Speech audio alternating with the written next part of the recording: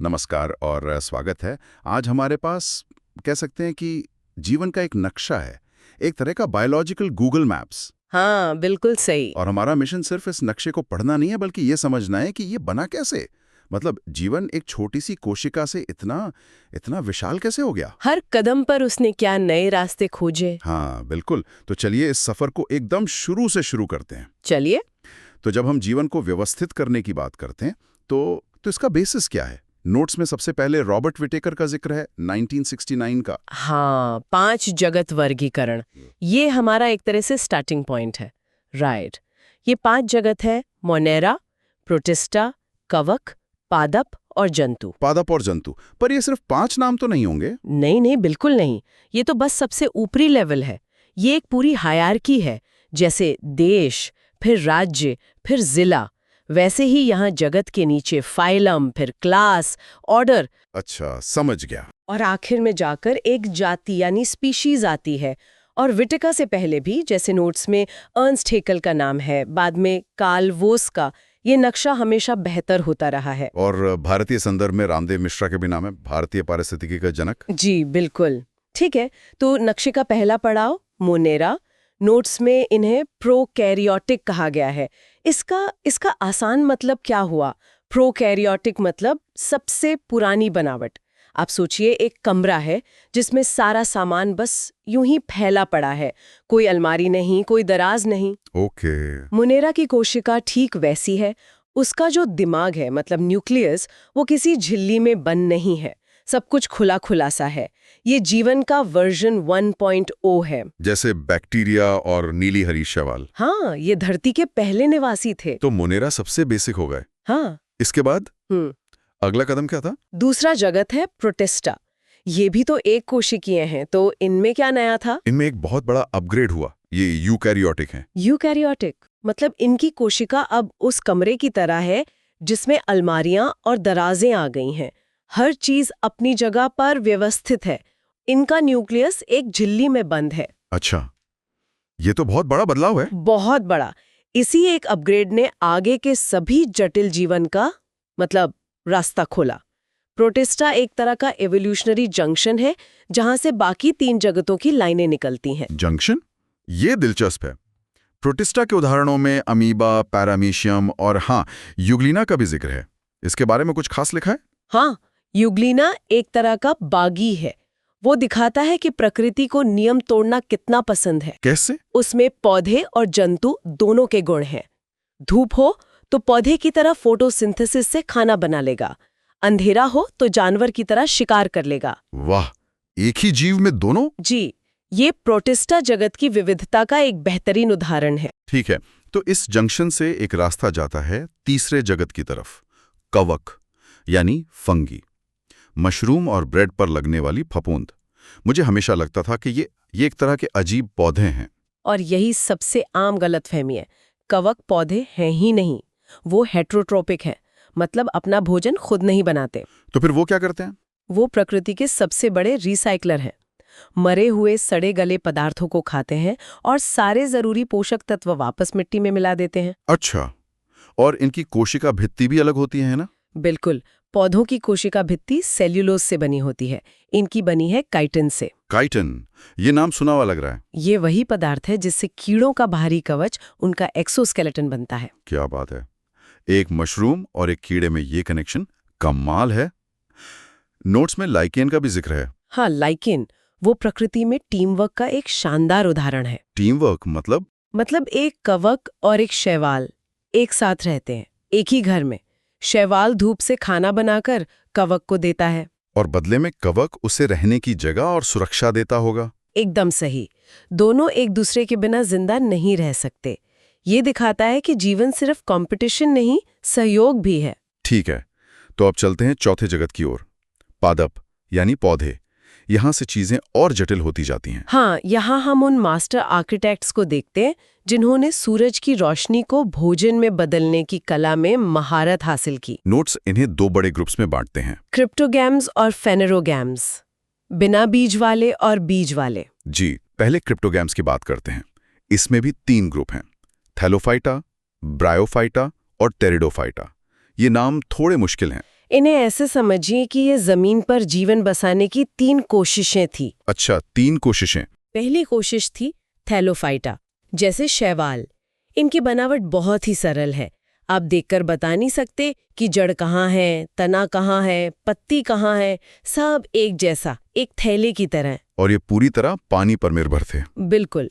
फिर आई दूसरी कोशिश, ब्रायोफाइटा। नोट्स में इन्हें पादप जगत का उभयचर कहा गया है। हाँ, ये मुझे बड़ा अजीब लगा। एक काई और एक मेंढक में क्या समानता है? पानी से उनका रिश्ता। मेंढक की तरह ब्रायोफाइटा जमीन पर रहने तो आ गए, लेकिन पानी से दूर नहीं जा सके। प्रजनन के लिए उन्हें पानी चाहिए। हाँ, बिल्कुल। उनके शुक्राणुओं को तैरकर अंडे तक पहुंचना होता है। तो उनका एक पैर जमीन पर है और दूसरा विकास के लिहाज से अभी भी पानी में है। तो टेरिडोफाइटा यानी फर्न, ये तीसरी और बेहतर कोशिश थे। इनमें क्या खास था? इनमें एक क्रांतिकारी आविष्कार हुआ, वैस्कुलर टिश्यू। वैस्कुलर टिश्यू मतलब पौधों के अंदर की पाइपलाइन। हाँ, पानी और भोजन को ऊपर नीचे ले जाने के लिए एक पूरा पाइपलाइन सिस्टम, जाइलम और फ्लोएम। इसी अंदरूनी प्लम्बिंग की वजह से वो पानी से दूर जा सके और जमीन पर पहले ऊंचे पौधे बने। ये तो वाकई एक मील का पत्थर था। बहुत बड़ा। ठीक है, तो ये थे क्रिप्टोगैम्स, बिना बीज वाले। फिर आते हैं फिनेरोगैम्स, जहां बीज का आविष्कार हुआ। पहला ग्रुप है जिम्नोस्पर्म, जिसका मतलब है नग्न बीज, जैसे चीड़ का पेड़। इसका क्या मतलब हुआ? मतलब बीज तो है, लेकिन वो किसी फल के अंदर सुरक्षित नहीं है। वो बस शंकु यानी कोन्स पर खुले में लगे होते हैं। ये बीज बनाने का वर्जन 1.0 था। एक अच्छा आइडिया, पर अभी भी सुधार की गुंजाइश थी। हाँ, तो फिर वर्जन 2.0 क्या था? अगला ग्रुप एंजियोस्पर्म, फूल वाले पौधे। नोट्स कहते हैं कि ये सबसे विकसित हैं।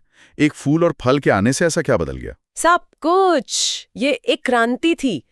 फूल एक तरह का शानदार विज्ञापन है। विज्ञापन? हाँ, जो मधुमक्खियों, पक्षियों, तितलियों को अपनी ओर खींचता है परागण के लिए। और फल उन जानवरों को बीज फैलाने की मजदूरी देने का एक चालाक तरीका है। वाह, मतलब पौधों ने जानवरों को अपना काम करने के लिए काम पे रख लिया। कह सकते हैं। इसी साझेदारी ने एंजियोस्पर्म को पूरी दुनिया पर छा जाने में मदद की।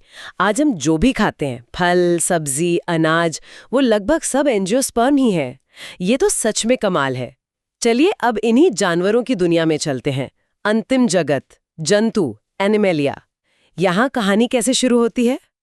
जंतु जगत की शुरुआत होती है अकशेरुकी से, यानी बिना रीढ़ की हड्डी वाले जीव। इन्वर्टेब्रेट्स। हाँ, सारे फाइलम की लिस्टिंग करने के बजाय चलिए 3 बड़े गेम चेंजिंग मोमेंट्स पर ध्यान देते हैं। ठीक है। पॉरीफेरा यानी स्पंज।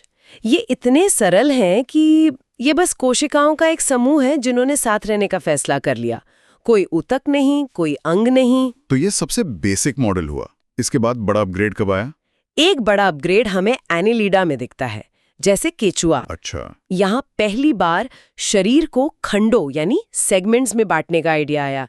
ये डिजाइन इतना सफल हुआ कि ये आगे आने वाले ज्यादातर जटिल जानवरों का ब्लूप्रिंट बन गया। और फिर आता है असली धमाका, आर्थ्रोपोडा यानी कीड़े, मकड़ियां, केकड़े। नोट्स के मुताबिक दुनिया के 80% जीव इसी ग्रुप में हैं। ये अविश्वसनीय है।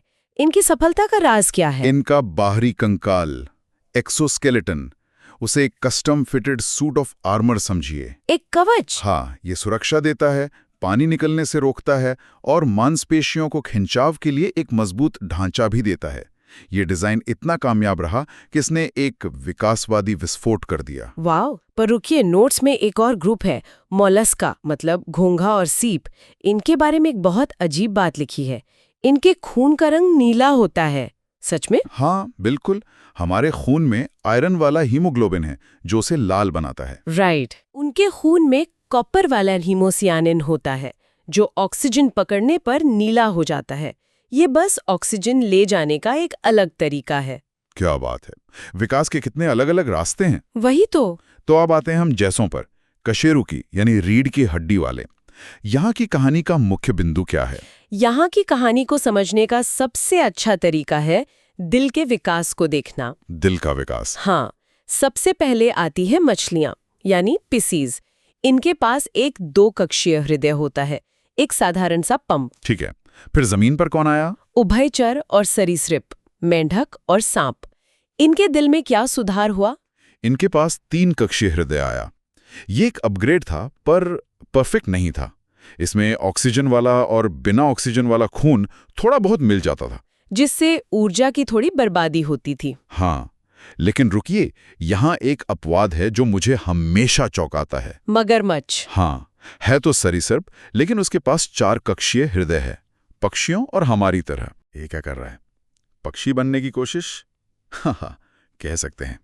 ये विकास का एक बहुत दिलचस्प मोड़ है, और यहीं से हमें सबसे एडवांस मॉडल मिलता है 4 कक्षीय हृदय, जो पक्षियों यानी एविस और हम स्तनधारियों यानी मैमेलिया में पाया जाता है। ये हाई परफॉर्मेंस इंजन इतना खास क्यों है?